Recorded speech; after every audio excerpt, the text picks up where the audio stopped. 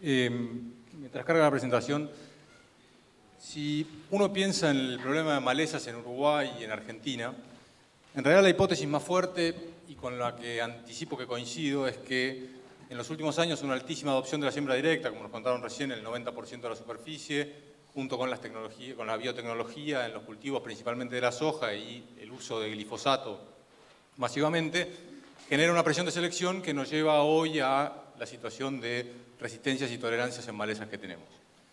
Y si bien yo coincido, como les dije, con esa hipótesis, el año pasado me tocó viajar por distintos lugares del mundo para ver el tema de resistencias y les voy a contar una experiencia que a mí me ayudó a pensar el problema desde otro lugar y por eso la quería compartir.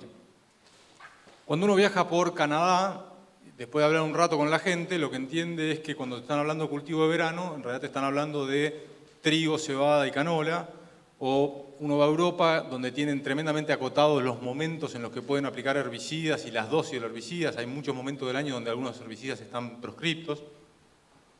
O Australia, que hasta hace muy poco tiempo no tenía la aprobación de organismos genéticamente modificados. O Estados Unidos, que en realidad tiene más problemas de exceso de maíz en la rotación que de falta de gramíneas en la rotación, y además lo hace casi todo en labranza convencional. Y en todos esos lugares que les estoy contando, en los últimos 8 a 10 años explota el problema de malezas. No es que aparecen las resistencias, las resistencias hay un montón de resistencias declaradas de bastante tiempo antes que eso, pero lo cierto es que en los últimos 10 años ese problema explota en todos esos sistemas agrícolas que les acabo de contar. Y si uno piensa que en realidad los herbicidas que conocemos hoy están prácticamente por cumplir 100 años los primeros, y que la agricultura tiene 10 a 12.000 años en el mundo, pensar que algo explote en todo el mundo en un lapso de 10 años es realmente acotado. Entonces, yo ahí me empecé a preguntar, bueno, ¿qué tienen en común los sistemas de producción uruguayos, argentinos, que generaron este problema con esos que les acabo de contar, que en realidad a priori parece que no tienen mucho en común, sin embargo generan el mismo resultado en cuanto a resistencia de malezas? Y lo que creo yo que es el común denominador entre esos sistemas es que la agricultura en el mundo tendió a industrializarse, entendiendo la industrialización como una secuencia reiterada de procesos que nos llevaba a un resultado deseado.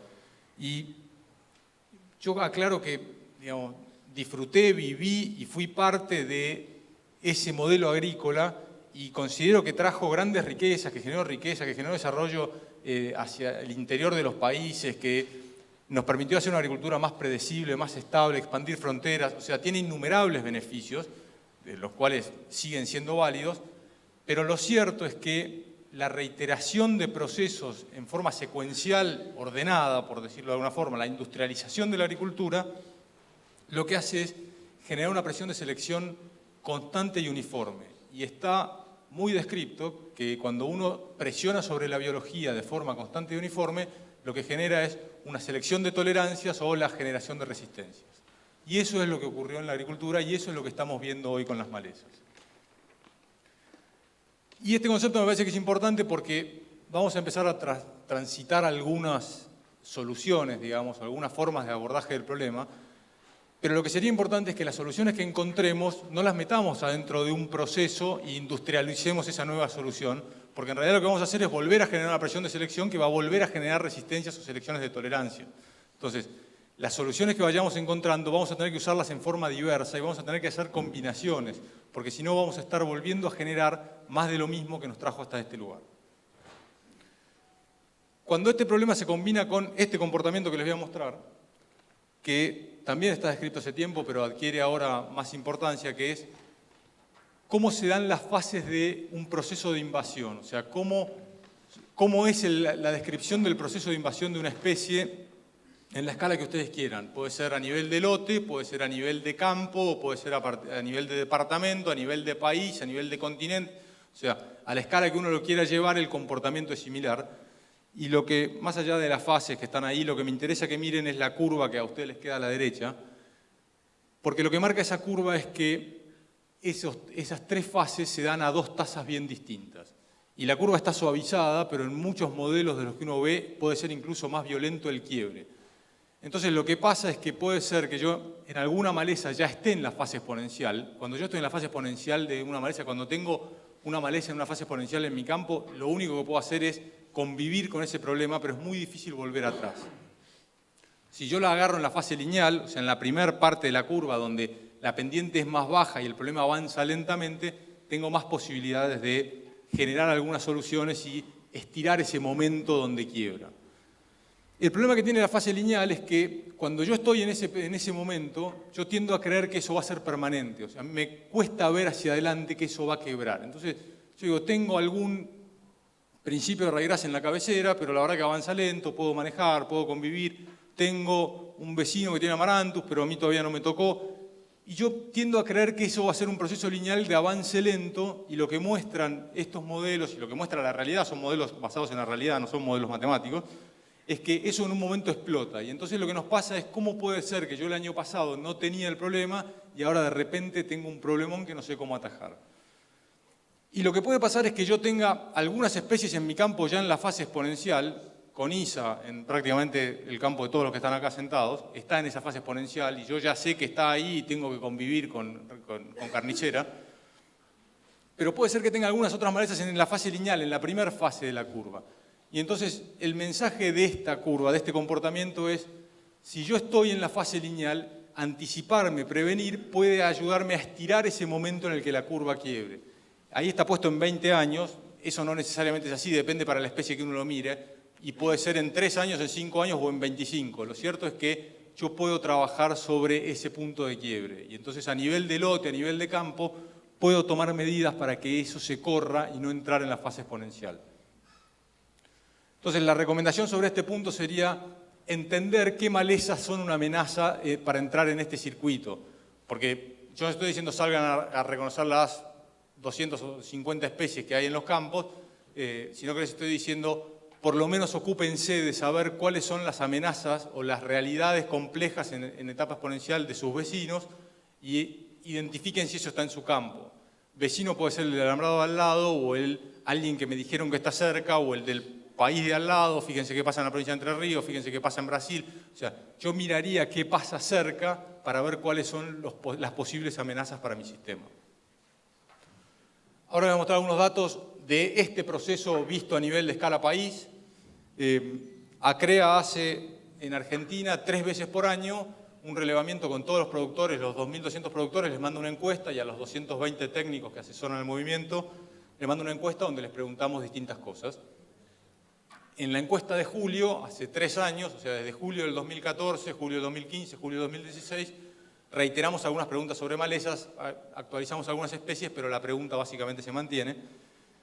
Y le hacemos varias preguntas de malezas. Una de ellas es, ¿qué proporción de lotes tienen problema de malezas? Problema igual a, voy a hacer algo para controlar eso, o sea, voy a cambiar una rotación, voy a hacer un herbicida más caro, voy a cambiar una práctica, voy a hacer un cultivo de cobertura, voy a cambiar de cultivo, voy a cambiar el distanciamiento entre hileras, la fecha de siembra, lo que ustedes quieran, pero voy a hacer algo, voy a tomar una acción porque tengo esa maleza. Eso es lo que interpretamos como problema en esta encuesta.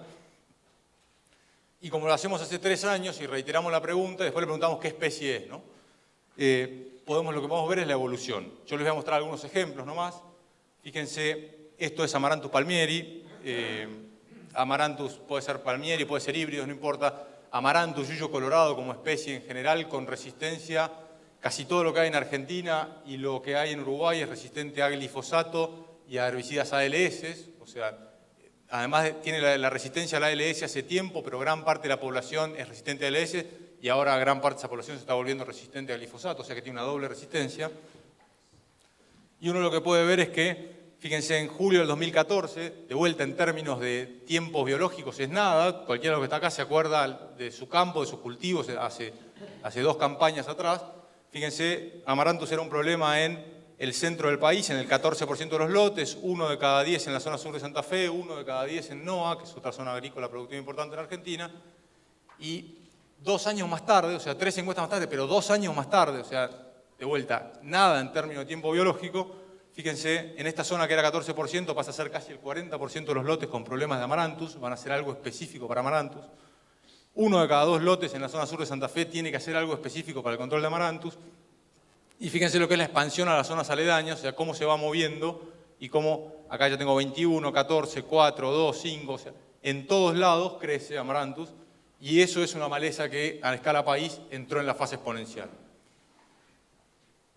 Si yo miro Echinoclova colona, capín, una maleza que en general estaba muy presente en los sistemas arroceros de Argentina, del norte de Entre Ríos, del sur de Corrientes, pero una maleza básicamente de ese lugar, y hoy está expandida prácticamente en toda la zona agrícola argentina. Fíjense que el comportamiento es parecido, pero viniendo en vez de oeste a este, está viniendo de este a oeste. En el 2014, 1 de cada 10 lotes en Entre Ríos y en el centro y sur de Santa Fe, pero bastante acotado.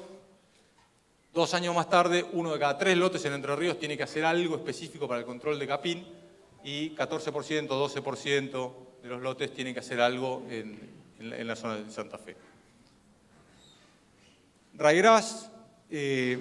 Ryegrass es la especie con más resistencias detectadas en el mundo, cruzadas. O sea, es una especie con una gran habilidad para generar resistencias. En Argentina todavía está en una etapa más todavía no explotó tanto, es más problemática acá en Uruguay que en Argentina, pero fíjense que en cualquier caso, de cualquier forma, viniendo esta más del sur, 7% de los lotes y 3% en norte de Buenos Aires, 3% en Entre Ríos, 2 años más tarde, 1 de cada 10 lotes, bastante parecido, pero acá ya estoy en el 14, en el norte de Buenos Aires, 4% todavía está en una fase donde va creciendo. Y una que no medimos de entrada, pero ahora es uno de los problemas más importantes que hay hoy en Argentina, es cloris.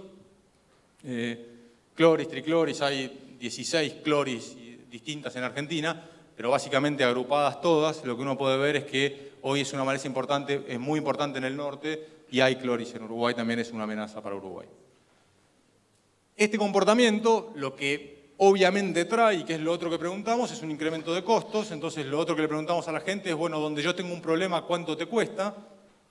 Y lo que pueden ver ahí es que esto es cuántos dólares más me cuesta el lote en el que tengo un problema cuando lo comparo con el que no tengo un problema. ¿Está bien? O sea, si yo digo, en el NOA, tener un problema con alguna especie me cuesta 30 dólares más por hectárea que en un lote donde no tengo ese problema. Y lo primero que llama la atención, más allá de los números, es que, fíjese, va de 22 a 47. Esta es justo la zona que este año explotó Amaranthus, por eso incrementa mucho. Pero lo que más llama la atención es que en todos lados sube. O sea, en todos los lugares, tener un problema de malezas me incrementa los costos. Y cuando yo lo miro en 3 años, o sea, si yo acumulo cuánto me va costando el problema a medida que voy incorporando lotes, lo que veo es que además es un costo acumulativo. Entonces, en los 3 años, fíjense que acumulo de 70 a 120 dólares por hectárea. Gran parte de los negocios de arrendamiento en Uruguay se hacen pensando en ganar 100 dólares por hectárea, ¿sí? Y eso es lo que se ha incrementado el costo en los últimos, te digo, en Uruguay, en Argentina lo mismo, pero para que tengan una magnitud de ese problema. Pero además de esto, la idea que yo les quería transmitir es que en realidad me parece que casi más importante que esto, que en realidad entiendo que no les estoy diciendo nada muy nuevo, todos ustedes, capaz que les faltaba el número en detalle, pero todos ustedes sabían que esto estaba pasando. Lo que también hay que tener en cuenta es que hay un montón de costos del incremento de costos, o costos ocultos, si lo quieren ver de esa forma. Y el primero tiene que ver con rinde. Uno está asumiendo que eso pasa, que yo me gasté los 30 dólares, 40 dólares, 47 dólares, 50 dólares, los 115 en los 3 años y no tengo ningún efecto sobre el rinde. Y la verdad es que eso es mentira. Puede ser que uno haya hecho un muy buen control y efectivamente no tenga ningún efecto sobre el rinde, pero muchísimos de los productos que hoy estamos usando y muchísimas de las tecnologías o de las prácticas que hoy usamos para controlar malezas no son 100% eficientes en el control de esa especie. Y entonces empiezo a ver muchos sistemas donde se comparten recursos, ¿sí? Donde hay una parte de los recursos que ya no son tomadas por el cultivo, sino que son tomadas por la maleza. Y esa competencia, si el recurso no era limitante no pasa nada, pero si el recurso era limitante ese año o habitualmente, empieza a costarme en rinde.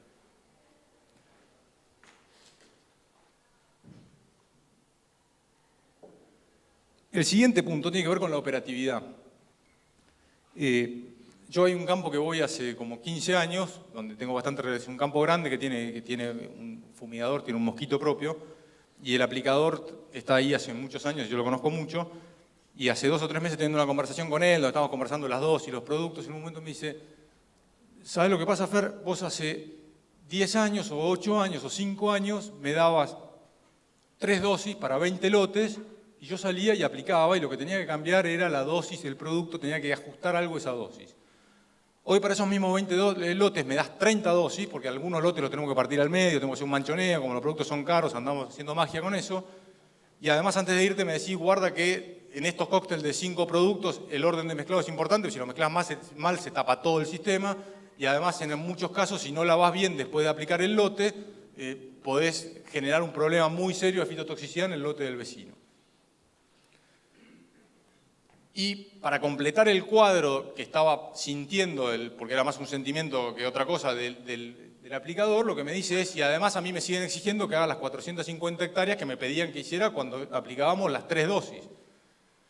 Y yo la verdad que se los cuento porque lo que me puse a pensar en ese momento es que llegó el momento de que cambiemos la forma de evaluar a esa gente. La verdad que el que puede hacer 450 hectáreas hoy ya no es tan importante. Mucho más importante es que nosotros empecemos a evaluar a esa gente porque sea el que menos se equivoca, porque sea el que entienda lo que está haciendo, porque sea una persona que le interese saber qué producto se puede mezclar con cuál, qué producto puede generar un daño en el otro, que tenga una atracción por entender esas cosas, porque tenemos que asumir que se van a equivocar, porque lo que les estamos dando para manejar es realmente complejo, y ustedes piensen que si uno prepara un caldo cada 50 hectáreas, o sea, nosotros le damos 30 dosis, pero él además esas 30 dosis capaz que tiene que preparar 100, digamos, o 60 caldos, tiene que preparar 2 caldos de cada uno, o sea que la posibilidad de error se va multiplicando exponencialmente. Ni hablar de que le ponemos las dosis en principio activo y a veces los nombres comerciales no coinciden, lo que quieran, pero efectivamente la operatividad hoy empieza a ser un tema. El otro tema empieza a ser la estrategia. Antes nosotros llegábamos al lote, mirábamos, definíamos una aplicación, nos íbamos, volvíamos en un periodo de tiempo, veíamos lo que habíamos, definíamos otra aplicación. Hoy eso ya no sirve, hoy en realidad por residuales, por costos, por la posibilidad de cambiar los modos de acción y por la acumulación de esos productos en el suelo, tenemos que en realidad tener una estrategia desde el inicio del barbecho, sea con o sin cultivo de cobertura, sea una soja segunda, desde que sale de algún lugar hasta que lo voy a sembrar con el cultivo que sigue, tengo que tener una estrategia donde yo entiendo dónde voy a usar los residuales en función de las malezas, o sea, tengo que planificar una estrategia, cosa que no veníamos haciendo. El otro costo oculto tiene que ver con los carryovers, que quiere decir cuánto del herbicida que yo aplico hoy pasa al año siguiente. Gran parte de las soluciones, después les voy a mostrar algunos herbicidas, pero gran parte de las soluciones de malezas de hoy tienen que ver con productos que son residuales, productos que se aplican al suelo, se incorporan con una lluvia, forman una película como si fuera una lámina, y cuando las malezas emergen, atraviesan esa lámina y cuando con la estructura que tocan esa lámina, la maleza absorbe el herbicida y se muere. Son muy eficientes esos productos, de hecho son parte de lo que mejor están dando hoy para controlar malezas, pero como se imaginarán quedan retenidos en suelo. ¿Y cuánto tiempo quedan retenidos en suelo? En realidad depende del herbicida, depende de distintos factores, depende de la lluvia, de la temperatura, de la acción microbiana, depende de distintos factores en función del herbicida, pero lo cierto es que hoy estamos viendo muchos productos que aplicados en la soja me pueden condicionar el cultivo que sigue, ¿sí? Como ejemplo, el ejemplo más concreto es, uno no debería sembrar canola en ningún lote que haya tenido diclosulam el año anterior. Y quedan pocos lotes en Uruguay que no hayan tenido diclosulam el año anterior para controlar con ISA, y en realidad en esos lotes uno no debería sembrar canola porque la canola es muy sensible a los residuos de diclosulam y está probado que quedan. Y la cantidad de ALS son metsulfurón y sus parientes, o diclosulam y sus parientes, o las imidazolinonas, imazetapir, imazapir, cualquiera de todas esas y sus parientes, todo eso es el mismo modo de acción que se llaman ALS. La cantidad de ese modo de acción que usa hoy el sistema de agricultura uruguaya es realmente importante. Y entonces tenemos que empezar a entender cómo afectan esos productos. Y el último costo oculto que les quiero mostrar tiene que ver con la fitotoxicidad. Veníamos acostumbrados a modelos donde yo aplicaba un herbicida y mataba las malezas y al cultivo no le hacía absolutamente nada. El glifosato en eso era mágico. Uno lo aplicaba, la maleza se moría y la planta quedaba intacta. No es el mejor término, pero quedaba muy bien. Y fíjense lo que es hoy, esto es para control de Amaranthus, el herbicida post-emergente de soja, o sea, después de que emergió la soja, cuando tengo nacimiento de Amaranthus, hasta 10 centímetros de Amaranthus, así, después de esto ya no sirve. El herbicida que mejor funciona y el más usado es un herbicida que se llama Fomesafen, es Flex, el nombre comercial que tiene Syngenta, y se mezcla habitualmente con otro hormonal que puede ser venazolino o con S-metolaclor, pero concretamente esto es para dar residualidad, este es el que mejor controla. Por contacto, es un herbicida de un grupo de acción PPO. El Fomesafen, fíjense, esto es en unos ensayos que después les voy a contar y les voy a mostrar algunos resultados de los ensayos, pero esto es en la zona, en el corazón del problema de Amaranthus el año pasado, y fíjense, en esta parcela que es el testigo, mucho de lo que ustedes ven verde más clarito, eso es efectivamente Amaranthus. Amaranthus tiene una cantidad de producción de semilla impresionante y donde tenés un lote infectado hay muchas plantas. Acá hay un maíz guacho, pero el resto, hay varios maíces guachos, pero el resto es Amaranthus. Pero lo otro que se ve es que esta soja no tiene el mismo crecimiento que esta soja. O sea, esta soja no está igual de cerca de cerrar el surco que esta soja. Y eso tiene que ver con que el Flex controla Amaranthus, pero también le pega una paliza junto con el metolaclor, le pega una paliza a la soja. Y eso se ve hasta el final. Fíjense, esto es una foto posterior sacada con un dron de arriba y fíjense lo que son los testigos. ¿Sí? Ustedes pueden decir, está lleno de Amaranthus, coincido, esta situación es peor que ninguna otra. Pero lo cierto es que estos testigos tienen un crecimiento de planta muy distinto a esto que es donde va la parcela, el centro de la parcela. Entonces, también hay un costo en esa fitotoxicidad. En muchos casos leemos y hay ensayos que muestran que eso no se traduce en rinde, pero a mí me cuesta mucho no asumir que esta fitotoxicidad, aunque si no se traduce en rinde, igual algún costo metabólico tiene. Entonces, yo lo que estoy seguro es que, o creo que es muy probable, que este cultivo no tenga la misma capacidad de recuperarse ante un estrés que estas plantas. Estas plantas están estresadas por la competencia, pero digo, si yo tuviera este crecimiento sin la competencia, efectivamente estoy perdiendo un poco de capacidad de reacción de esas plantas. Entonces,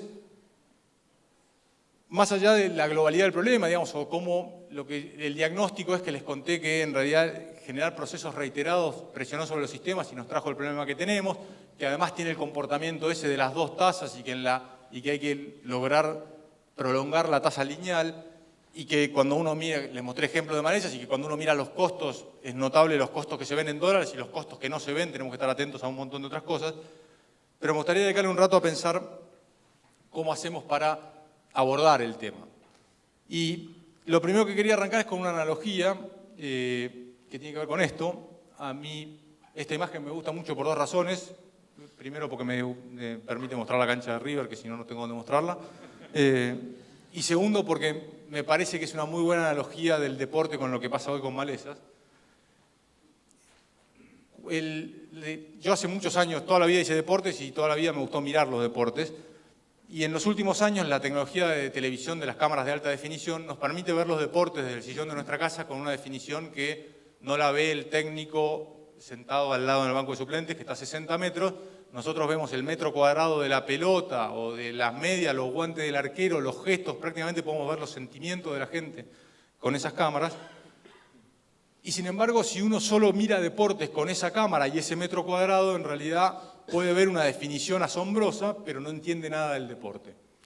Porque para entender un deporte complejo, como puede ser el fútbol, el rugby, el básquet, cualquier deporte que involucra a mucha gente, en realidad más allá de ver la pelota, yo tengo que lograr entender cómo se mueve todo el resto del deporte, no solo en el lugar donde está la pelota, sino en todo el resto de la cancha.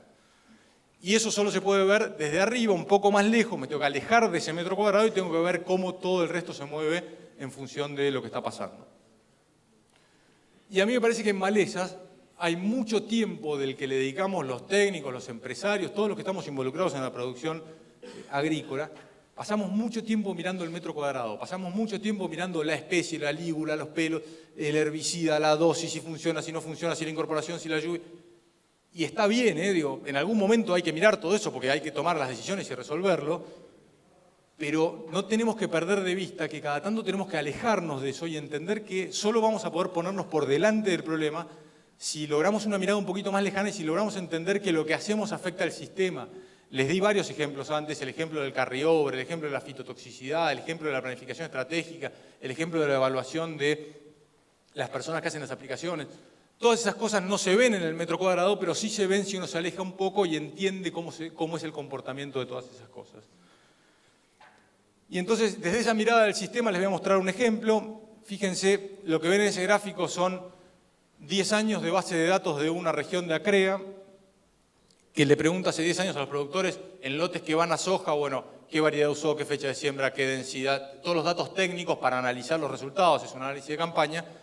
Y hace 10 años tuvieron la virtud de entender que también le tenían que preguntar a la gente si tenía o no tenía problema de malezas. Digo, fue una virtud porque en ese momento no era tan obvio que esto iba a pasar. Sin embargo, ellos lo hicieron y durante 10 años juntaron los datos.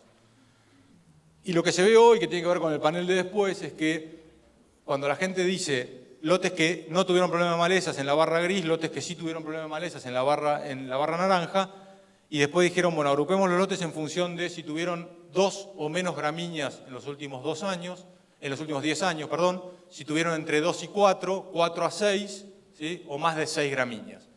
Y lo que uno ve es que en realidad todos los lotes, fíjense, estas dos barras, todos los lotes que tuvieron menos de 4 gramíneas en los últimos 10 años, o sea, una rotación de menos del 40% de gramíneas, tuvieron más problemas de malezas que los lotes que tuvieron una rotación. O sea que la rotación en 10 años afecta a la situación que tengo hoy del problema de malezas y lo mismo pasa con maíz. Esto es un ejemplo de otro ejemplo de lo que es la mirada del sistema. Y entonces, yo ahora les voy a mostrar algunas estrategias porque me parece que está bueno que las discutamos y además está bueno que les quede porque probablemente es lo que también muchos de ustedes buscan en una charla de malezas y hay buenas experiencias. Pero no quería perder de vista esto de la necesidad de la mirada del sistema y la necesidad de discutir más allá de lo que les voy a mostrar ahora de los herbicidas. Les voy a mostrar 3 ejemplos, 3 estrategias de control de Amaranthus antes de la siembra, después de la siembra y con algunas prácticas del sistema, cultivo de cobertura, cultivos de invierno, etc. Les voy a mostrar algo de gramíneas de verano y les voy a mostrar algo de ryegrass. Básicamente, fíjense, esta población, esto es en el oeste de la provincia de Buenos Aires y en el este de La Pampa, o sea, en el límite de la provincia de Buenos Aires con La Pampa. Fíjense, son aplicaciones de octubre-noviembre. Amaranthus es una especie que tiene que acumular calor para germinar, entonces yo puedo no verla hasta el 1 de noviembre en esta zona. El 1 de noviembre se dan las condiciones de acumulación de temperatura y una lluvia y aparece una población de Amaranthus muy, muy grande. Lo que uno hace es esperar lo que se hace en esta zona es esperar ese momento. Cuando uno sabe que ya se activó la germinación y se germinó, se controla eso con algún hormonal habitualmente y se aplica un herbicida residual que hay que esperar a que se incorpore con una lluvia y después siembro. Bueno, entonces lo que estamos viendo acá son esos herbicidas, cómo funciona esa aplicación de ese momento previo a la siembra. Fíjense lo que hay acá, esta población no tenía una alta proporción de resistencia a ALS, gran parte de lo que hay en Argentina sí, o sea, diclosulam es una ALS, no sería una estrategia, pero en este caso funcionó, porque la población no era muy resistente a ALS, pero una parte se le escapó. Después tengo saflufenacil, acetoclor, todo con glifosato y 2,4-D, ¿no? Esto es para matar y estos son los residuales. Acetoclor, esto es el fluoxacin, que es un PPO, sulfentrazone, que es un PPO, sulfentrazone más metribuzina, o sea, un PPO más una triacina. Fíjense que el saflufenacil solo, esto es el HIT, no anduvo, anda de contacto por ahí, pero no tiene residualidad.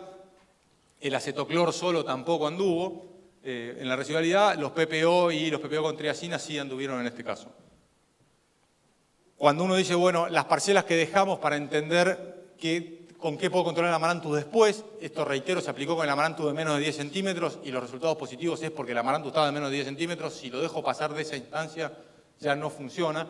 Amaranthus palmieri o híbridos, que es lo que encontramos, pues yo tengo una foto que no la tengo puesta acá, pero donde hay un Amaranthus de la altura de mi teléfono y está florecido, o sea que tiene una capacidad de florecer realmente muy bajito, es una especie con una muy buena competitividad, digamos.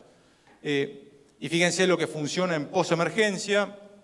Glifosato con benazolín no anduvo. Glifosato con benazolín hormonal y un PPO, que es el que les mostré antes, sí anduvo.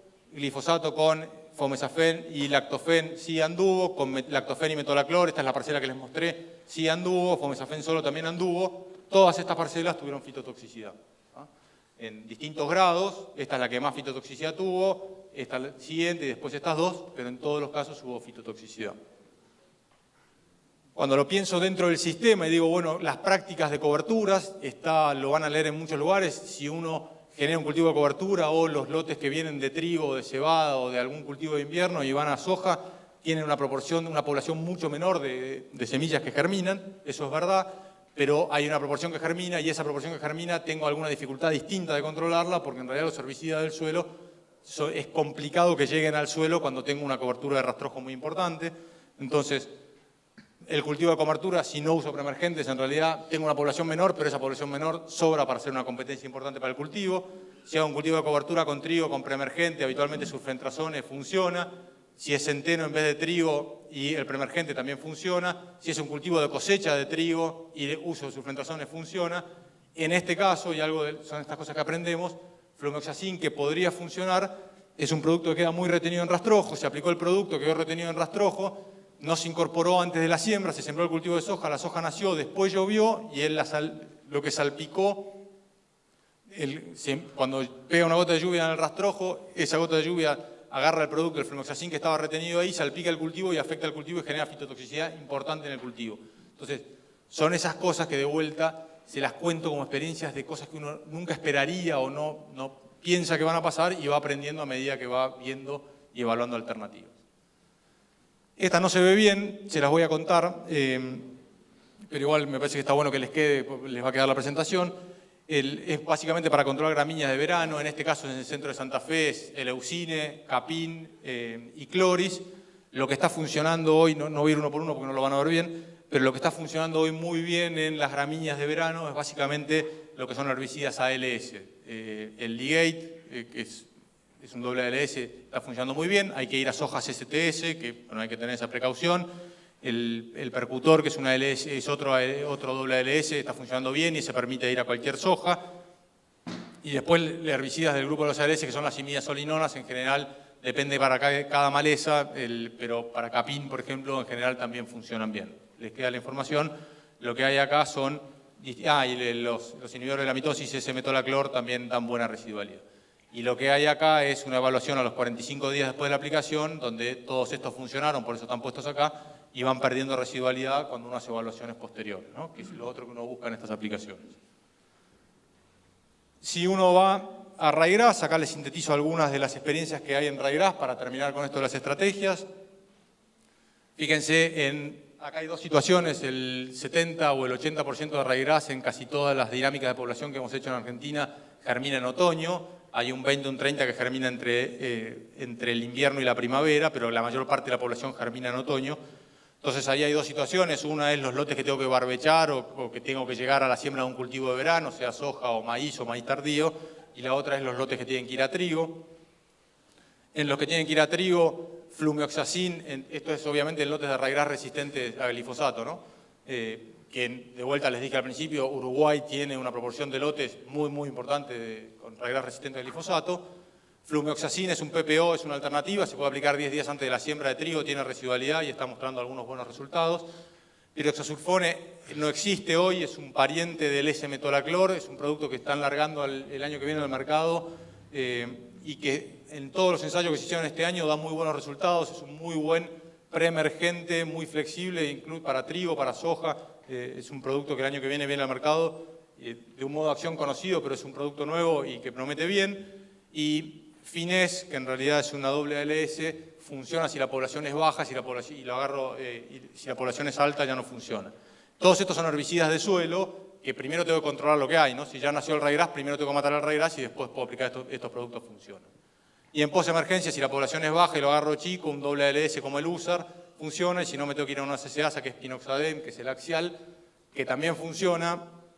Entre paréntesis, hay poblaciones resistentes a ALS ya en Uruguay, y Argentina tiene varias poblaciones resistentes a Pinoxadem, con lo cual, de vuelta, les dije, Ryegrass es una especie que corre muy rápido en la generación de resistencias, entonces hay que estar atentos porque eso está pasando. Y rápidamente, en barbechos largos, atracina, acá tenemos la restricción de aplicación de atracina, pero en lotes que van a maíz o que van a sorgo, donde se puede usar, atracina es una muy buena alternativa para el control residual de Ryegrass, y si no, Ligate, con las precauciones de que tiene que ir a soja STS. Si tengo que aplicar para matar un Ryegrass con macollos grandes, aloxifop o cletodim. Cletodim anda un poco mejor que aloxifop cuando la situación es complicada. Si la planta no es muy grande, si no está muy desarrollada, los dos funcionan más o menos bien, los dos con aceite. Y si la situación es muy compleja, matas muy grandes, muy macolladas, me tengo que ir a cletodim más, puedo hacer un doble golpe a los 7-10 días con glufosinato de amonio, con paraquat, con algún quemante, eso es lo que está funcionando. Y en general no suele ser un problema en la siembra de soja, porque en realidad de vuelta gran parte de la población ahí no nace, pero estos productos, clomazone o S-metolaclor, podrían ser productos que se pueden aplicar en presiembra de soja y funcionaría. De vuelta esto lo pasé rápido, se los dejo, elegí las malezas que entiendo que son más problemáticas o que pueden presentar mayores desafíos para los sistemas agrícolas uruguayos. Todo esto está ahí. ACREA trabajó en 18 módulos en toda Argentina con 9 o 10 malezas distintas. Acá estos son ejemplos de algunos. Está todo colgado en la página de ACREA. Si alguien quiere, hay un informe para cada maleza con las mejores prácticas. O sea que todo eso está disponible. No hay que tener usuario, no hay que tener nada, entran a la página de Creda Argentina y hay un banner ahí donde está toda esa información para el que la necesite. Pero me gustaría cerrar esto con dos comentarios o dos anécdotas, volviendo a la mirada del sistema. El primero es que, como dijeron cuando me presentaron, yo hace un par de años que trabajo en una consultora de innovación, porque me divierte mirar otras industrias y me divierte ver qué aprenden en otras industrias.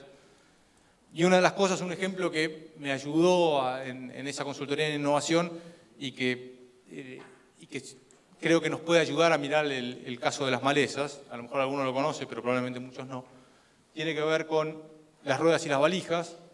Si uno busca en Wikipedia, la rueda se inventó unos 5.000 años antes de Cristo, más o menos, y la valija se inventó cuando el hombre empezó a moverse y volver, digamos, necesitar algo parecido a una valija. Es discutido en Wikipedia, pero pónganle entre 50 o 0 o en el año del nacimiento de Cristo.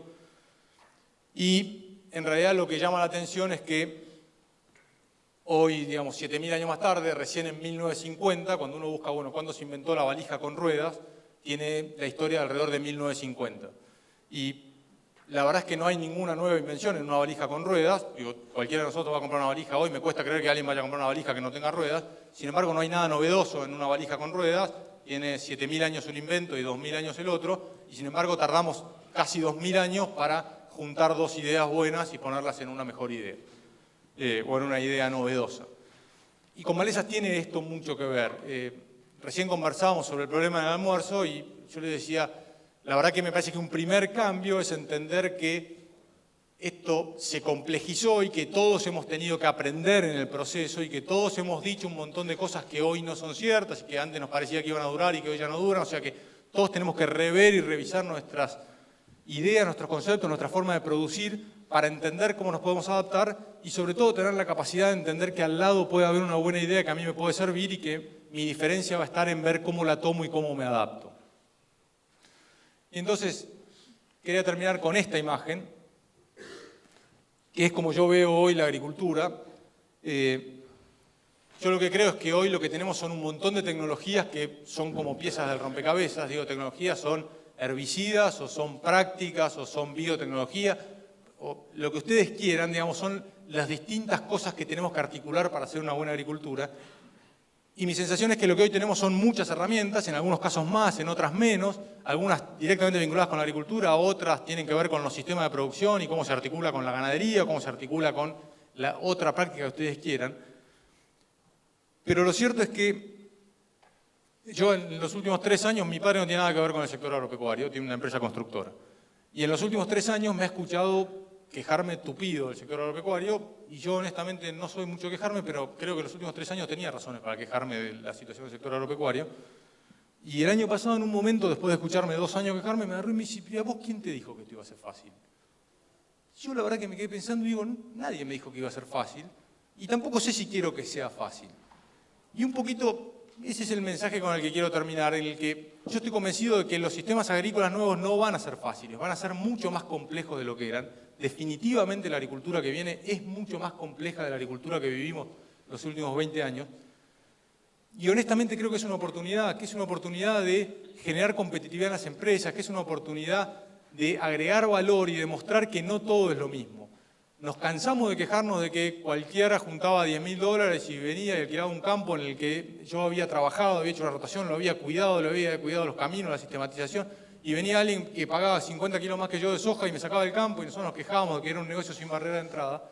Bueno, definitivamente eso cambió. Hoy ya no es un negocio para cualquiera que junta $10.000 y quiere ir a sacarnos un campo, y hay una oportunidad de mostrar que no todo es lo mismo.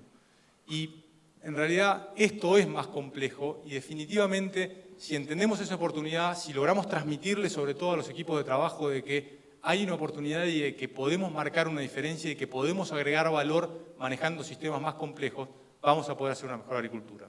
Gracias.